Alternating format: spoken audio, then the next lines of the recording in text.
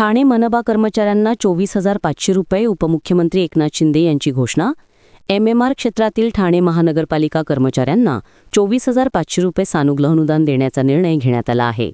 या निर्णयाचा लाभ ठाणे महापालिकेच्या 9,221 कर्मचाऱ्यांना होणार आहे.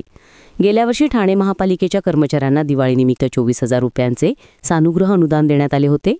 यावर्षी सन 2025साठी 24,500 रुपयांचे सानुग्रह अनुदान जाहीर करण्यात आले आहे.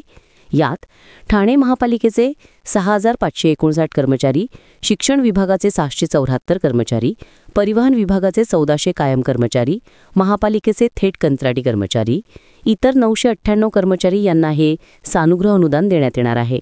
ठोक मानधनावर, किमान वेतनावरील तात्पुरत्या स्वरूपात, करार पद्धतीवरील वेतन श्रेणीमध्ये कार्यरत असणारे अधिकारी, कर्मचारी, रोजंदारीवरील आरोग्य सेवक, मानधनावरील बालवाडी शिक्षक व मदतनीस यांना ₹28,500 इतकी रक्कम सानुग्रह अनुदान म्हणून दिली जाणार आहे.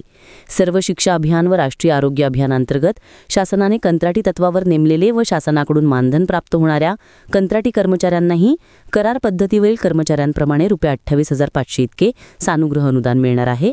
त्याचप्रमाणे आरोग्य विभागातील कोविड नॉन कोविड अंतर्गत कार्यरत अधिकारी, कर्मचारी तसेच शिक्षण विभागातील घडाळी तासिका, प्राथमिक व माध्यमिक शिक्षक कर्मचारी आणि अंशकालीन निदेशक, कला, क्रीडा व कार्यानुभव यांनाही ₹28,500 सानुग्रह अनुदान देण्यात येणार आहे. ठाणे महानगरपालिकेमध्ये काम करणाऱ्या कर्मचाऱ्यांची दिवाळी गोड होणार आहे.